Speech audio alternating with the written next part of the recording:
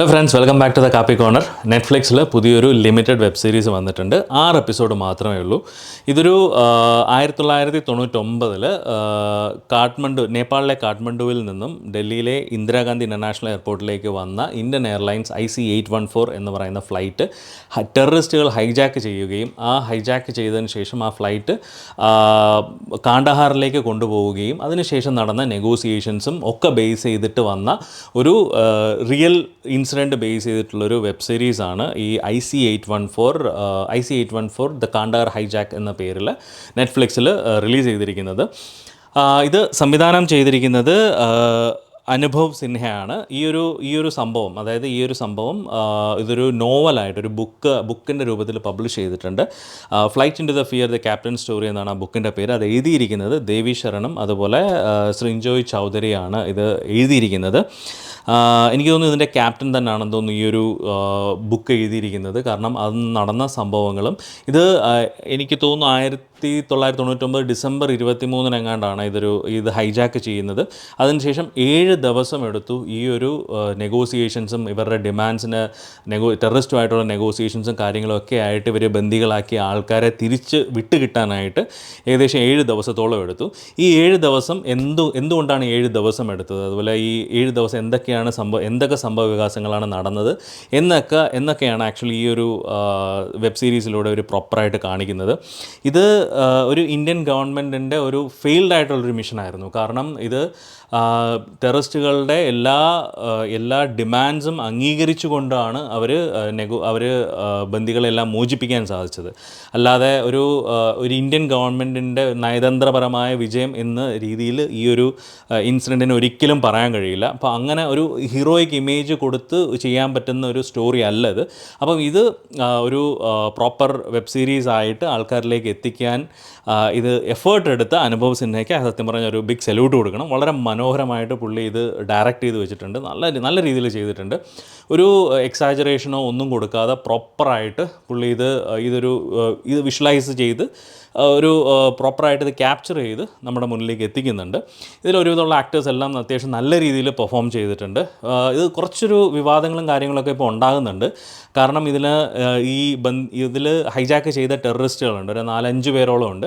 ഇവരുടെ പേരുകളെല്ലാം വേറൊരു മുസ്ലിം പേര് മാറ്റിയിട്ട് ഒരു ഹിന്ദു ആൾക്കാരുടെ പേരിട്ട് ഒരു ഡമ്മി നെയിം കൊടുത്തിട്ടാണ് ഇതിനകത്ത് അഭിസംബോധന ചെയ്യുന്നത്.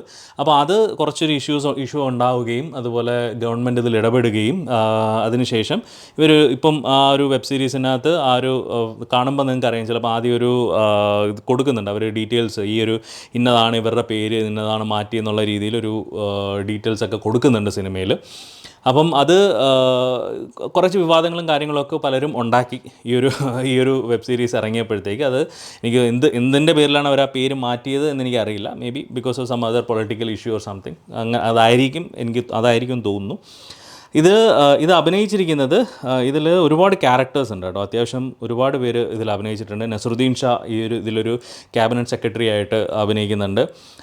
പങ്കജ് കപൂർ, അത് അന്ന് Jaswant Singh, external affairs minister ആയിരുന്ന ജസ്വന്ത് സിംഗിൻ്റെ ആ ഒരു ക്യാരക്ടറാണ് പങ്കജ് കപൂർ ഇതിൽ അഭിനയിച്ചിരിക്കുന്നത്. ക്യാപ്റ്റനായിട്ട് ക്യാപ്റ്റൻ ശരൺ ദേവായിട്ട് വിജയവർമ്മയാണ് അഭിനയിച്ചത്. വിജയവർമ്മ കുറേ സിനിമകളിലും കാര്യങ്ങളിലൊക്കെ അഭിനയിച്ചിട്ടുണ്ട്. പുള്ളിയുടെ ക്യാരക്ടർ അത്യാവശ്യം കുഴപ്പമില്ലാതെ പുള്ളി ചെയ്തിട്ടുണ്ട്. ഒരുപാടങ്ങ് സ്ട്രെസ്ഫുള്ളായിട്ടുള്ള രീതിയിലൊന്നും അല്ല ആ ഒരു ക്യാരക്ടർ വന്നിരിക്കുന്നത്. എനിക്ക് പേഴ്സണലി അത്ര ഒരു കണക്ട് പുള്ളിയുടെ അഭിനയമായിട്ട് എനിക്ക് ഫീൽ ചെയ്തില്ല. ബാക്കിയുള്ള കുറേ സിനിമകളിലൊക്കെ പുള്ളിയുടെ ക്യാരക്ടേഴ്സും പുള്ളിയുടെ അഭിനയമൊക്കെ വളരെ നന്നായിട്ട് പുള്ളി പെർഫോം ചെയ്യുന്നതാണ്. പക്ഷേ ഇതിലെനിക്ക് അത്രയ്ക്കൊരു ഇത് വന്നിട്ടില്ല പുള്ളിയുടെ. എന്നാലും അത്യാവശ്യം ഡീസൻ്റായിട്ട് പുള്ളി ചെയ്തു വെച്ചിട്ടുണ്ട്. പിന്നെ അരവിന്ദ് സ്വാമി ഒരു പ്രധാന കഥാപാത്രമായിട്ട് ഈ സിനിമയിൽ വരുന്നുണ്ട്. പുള്ളിയുടെ ഡയലോഗാണ് അത്. അവസാനം പുള്ളി ചോദിക്കുന്നൊരു ഡയലോഗും ഉണ്ട്. കാരണം നെഗോസിയേഷൻസൊക്കെ കഴിഞ്ഞ് ആൾക്കാരെ വിട്ടുകിട്ടിക്കഴിയുമ്പോൾ ഇവരുടെ കൂടെ നെഗോഷിയേറ്റ് ചെയ്ത ആൾക്കാർ, അതായത് അതിന് ഇരുന്ന നയതന്ത്ര ഉദ്യോഗസ്ഥർ പറയുന്നുണ്ട് okay it is our win എന്ന് പറയുമ്പോൾ ചോദിക്കുന്നൊരു ചോദ്യമുണ്ട്, is it really a win എന്നുള്ള രീതിയിലൊരു ചോദിക്കുന്നൊരു ചോദ്യമുണ്ട്. That is very meaningful. കാരണം ഈ ഒരു സംഭവം സത്യം പറഞ്ഞു കഴിഞ്ഞാൽ വേറൊരു രീതിയിൽ ഇത് അവോയ്ഡ് ചെയ്യാൻ പറ്റുന്ന പല രീതികളുണ്ടായിരുന്നു. ഈ ഇത്രയും 7 ദിവസം നീണ്ടു പോകാതെ അതിന് മുന്നേ ഇത് ക്ലോസ് ചെയ്യാൻ പറ്റുന്ന അവസരം ഇന്ത്യക്ക് ഉണ്ടായിരുന്നു. പക്ഷേ അതെന്തുകൊണ്ടോ അത് നടന്നില്ല. കുറേ പൊളിറ്റിക്കൽ ഇഷ്യൂസും കാര്യങ്ങളൊക്കെ കാരണം ഇതൊന്നും നടന്നില്ല. അപ്പം അത് ആ ഒരു രീതിക്കാണ് കാണിച്ചിരിക്കുന്നത്. അത് നിങ്ങൾക്ക് വെബ് സീരീസ് കാണുമ്പോൾ അറിയാം, അല്ലെങ്കിൽ അന്നത്തെ ഒരു ഇൻസിഡൻറ്റ് അറിയാവുന്ന ആൾക്കാരുണ്ടെങ്കിൽ നിങ്ങൾക്കത് മനസ്സിലാവും. കാരണം അന്ന് എന്തൊക്കെ ഇഷ്യൂസാണ് ഉണ്ടായത്, ഇത് എത്ര ദിവസം 7 ദിവസം ഇത് ഭയങ്കര ന്യൂസ് കവറേജും കാര്യങ്ങളും ഒക്കെ വന്ന ഒരു ഇൻസിഡൻ്റ് ആയിരുന്നു ഈ ഫ്ലൈറ്റ് ഹൈജാക്ക് എന്ന് പറയുന്നത്. അതുപോലെ ഇതിനകത്ത് ഒരുപാട് ക്യാരക്ടേഴ്സ്, ദിയ മിർസ ഒരു പ്രധാന ക്യാരക്ടറായിട്ട് വരുന്നുണ്ട്. ഒരുപാട് ക്യാരക്ടേഴ്സ് ഈ ഫിലിമിലുണ്ട്. കാരണം ഈ ഫ്ലൈറ്റിനകത്തുള്ള പാസഞ്ചേഴ്സായിട്ട് ഒരുപാട് ആൾക്കാരുണ്ട്. എല്ലാം അത്ര നമുക്ക് പരിചയമുള്ള ഫേസുള്ള ആൾക്കാർ കുറവാണ്. അരവിന്ദ് സ്വാമിയും ഇങ്ങനെയുള്ള മെയിൻ ക്യാരക്ടേഴ്സായിട്ട് വരുന്ന കുറച്ച് ആൾക്കാരാണ് നമുക്ക് പരിചിതമായിട്ടുള്ളത്. പിന്നെ ഇതിനകത്ത് കുറേ റിയൽ ഫുട്ടേജസ് കാണിക്കുന്നുണ്ട്. അന്നത്തെ ഇതിലൊരുപാട് കാണിക്കുന്നത്, ഇപ്പം പ്രൈം മിനിസ്റ്ററുടെ ആയാലും ഇതെല്ലാം കാണിക്കുന്നത് ഒരു അന്നത്തെ ഉള്ള റിയൽ ഫുട്ടേജസ് ആണ് ഇവർ ആ ഒരു വെബ് സീരീസിൽ ഫുള്ള് കാണിക്കുന്നത്. കാരണം ഇതിനൊരു എക്സാജറേറ്റ് ചെയ്യാനോ അല്ലെങ്കിൽ ഒരു ഒരു ഫിക്ഷണൽ സ്വഭാവം കൊടുക്കാനോ ഇതിന് കഴിയില്ല. അത് പ്രോപ്പറായിട്ട് അന്നത്തെ ഇൻസിഡൻറ്റ് അതെങ്ങനെയാണോ അന്ന് സംഭവിച്ചത് അതുപോലെ തന്നെ ഇവർ കാണിച്ചിട്ടുണ്ട്. എന്തോ ഭാഗ്യം ഇത് വേറെ ആരും വലിയ ആക്ടേഴ്സൊന്നും എടുത്ത് സിനിമയാക്കാതിരുന്നത്. കാരണം ഇത് യോധ എന്ന് പറയുന്നൊരു സിനിമ റീസെൻ്റായിട്ട് വന്നിരുന്നു. ഇതെല്ലാം ഹൈജാക്ക് ബേസ് ചെയ്തിട്ടാണ്. അതെല്ലാം എടുത്ത് അടപടലം മോശമാക്കി വെച്ചിരിക്കുന്ന ഒരു അവസ്ഥയായിരുന്നു നമ്മൾ കണ്ടിട്ടുള്ളത്. പക്ഷേ ഇത് പ്രോപ്പറായിട്ട് ആ ഒരു ഇൻസിഡൻറ്റ് എങ്ങനെയാണോ അതുപോലെ എടുത്ത് വെച്ചിട്ടുണ്ട്.